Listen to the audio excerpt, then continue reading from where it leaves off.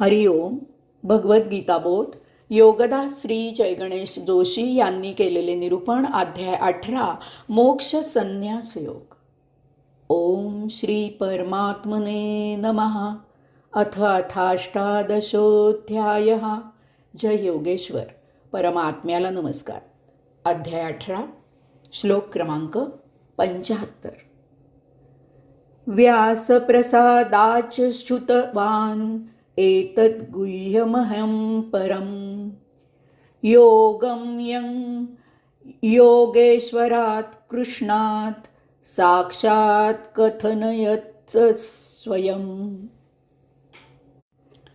अशा प्रकारे वेदमहर्षी श्री व्यासमुनींच्या कृपा प्रसादाने प्रत्यक्ष योगेश्वर स्वतः कथन करत असताना मी हा परमगुह्य असा योग ऐकला. संजय हर्षाने प्रफुल्लित झालेला आहे. त्याला या विश्वात मावणार नाही इतका आनंद झाला आहे. अहो, प्रत्यक्ष योगेश्वर भगवंत श्रींच्या मुखकमलातून युगायुगातून क्वचितच स्त्रवणारे दिव्य असे गीतामृत त्यांनी प्राशन केले आहे. त्याचे ते विश्वदर्शन त्याला झाले आहे. त्यांचे ते विश्वदर्शन त्याला झाले आहे. ही महान गोष्ट आयतीच त्याला लाभली आहे. त्यासाठी वेदमहर्षी श्री व्यासमुनींकडून त्याला दिव्य दृष्टीचा लाभ झाला आहे.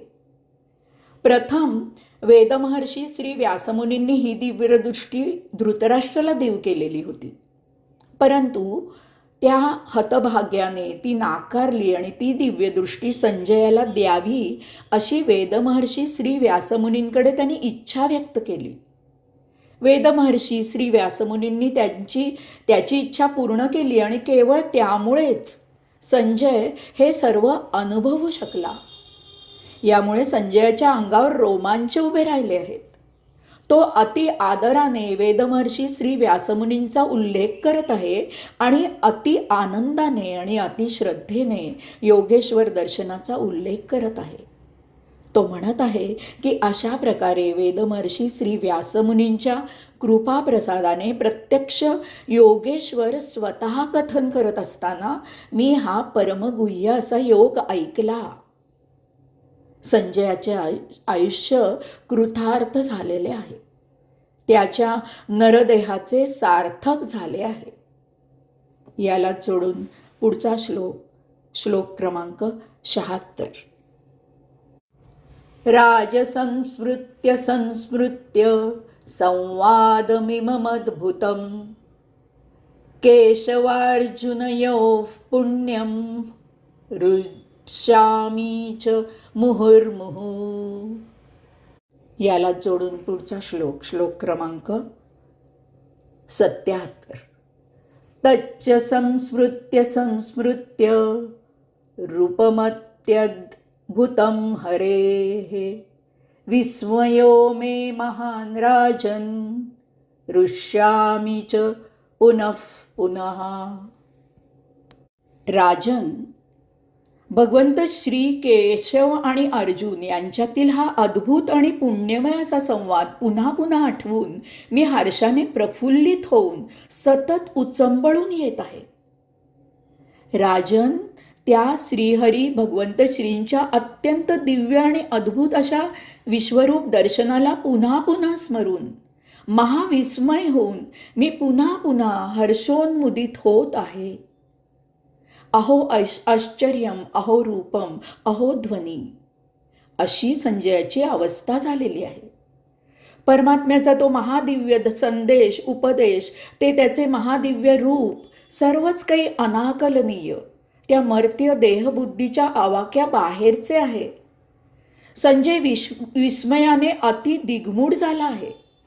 त्याला आता काय करावे आणि काय करू नये, काय सांगावे आणि कसे बोलावे असे झाले आहे.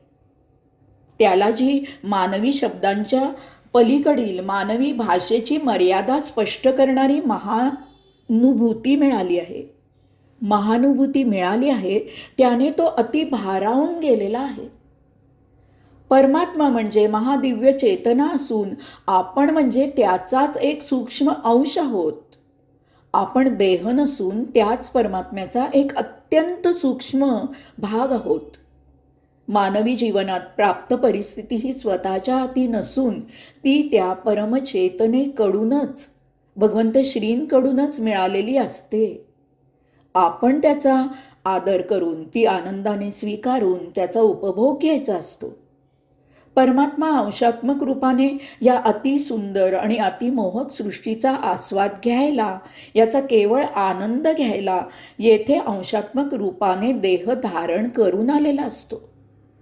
याचा स्वीकार करण्यातच आपला उद्धार असतो.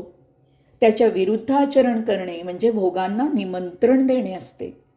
त्याचा अस्वीकार म्हणजे भोगमायेत गुरफटून जन्ममरणाचे फेरे घेणे असते.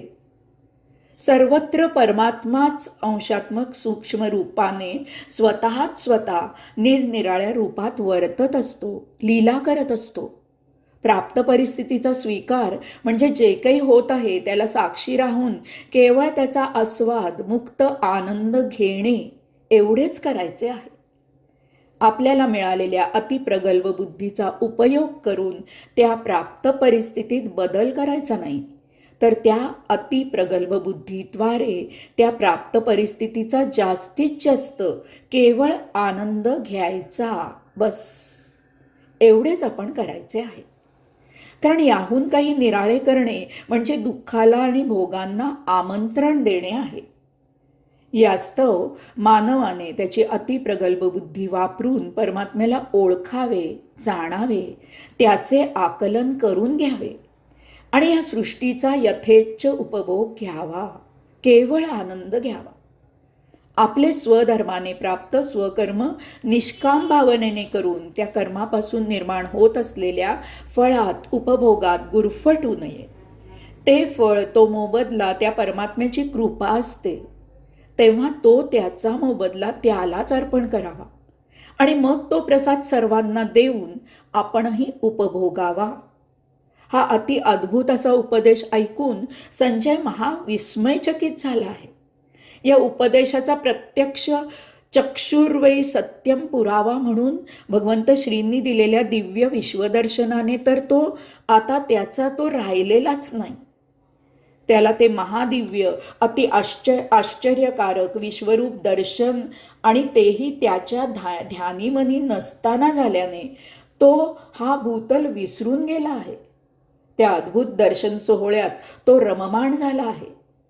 अचानक महादिव्य रूप पाहून त्याच्या डोळ्यांचे पारणे फिटले आहे. त्याचे त्यालाच ते खरे वाटत नाहीये.